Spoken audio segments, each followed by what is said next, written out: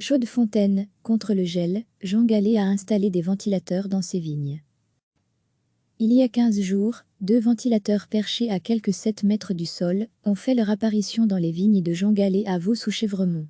L'ancien chocolatier s'est mué en boulanger et en vigneron. Son vignoble, planté à partir de 2009, a été le premier certifié bio en Wallonie.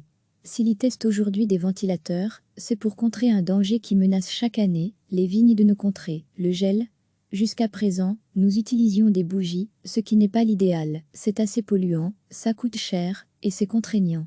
Raconte Jean Gallet, donc, il y a 15 jours, nous avons installé ces ventilateurs qui devraient avoir le même effet.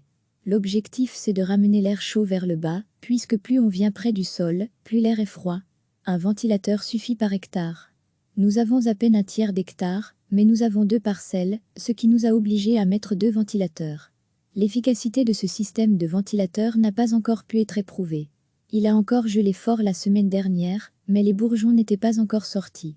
C'est seulement maintenant qu'ils sortent et donc, comme ces jours-ci sont très cléments, on les a testés bien sûr, mais ils n'ont pas encore fonctionné vraiment. Explique le vigneron Calidifontaine.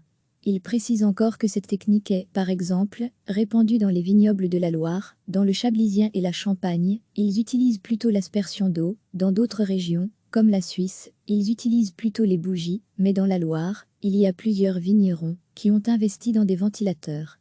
Recevez chaque matin l'essentiel de l'actualité. Il y a 15 jours, 2 ventilateurs perchés à quelques 7 mètres du sol ont fait leur apparition dans les vignes de Jean Gallet à Vaux-sous-Chèvremont. L'ancien chocolatier s'est mué en boulanger et en vigneron. Son vignoble, planté à partir de 2009, a été le premier certifié bio en Wallonie. S'il y teste aujourd'hui des ventilateurs, c'est pour contrer un danger qui menace chaque année les vignes de nos contrées, le gel. Jusqu'à présent, nous utilisions des bougies, ce qui n'est pas l'idéal, c'est assez polluant, ça coûte cher, et c'est contraignant. Raconte Jean Gallet, donc, il y a 15 jours, nous avons installé ces ventilateurs qui devraient avoir le même effet. L'objectif c'est de ramener l'air chaud vers le bas, puisque plus on vient près du sol, plus l'air est froid. Un ventilateur suffit par hectare. Nous avons à peine un tiers d'hectare, mais nous avons 2 parcelles, ce qui nous a obligés à mettre 2 ventilateurs. L'efficacité de ce système de ventilateur n'a pas encore pu être éprouvée. Il a encore gelé fort la semaine dernière, mais les bourgeons n'étaient pas encore sortis. C'est seulement maintenant qu'ils sortent et donc, comme ces jours-ci sont très cléments, on les a testés bien sûr, mais ils n'ont pas encore fonctionné vraiment. Explique le vigneron Calidifontaine.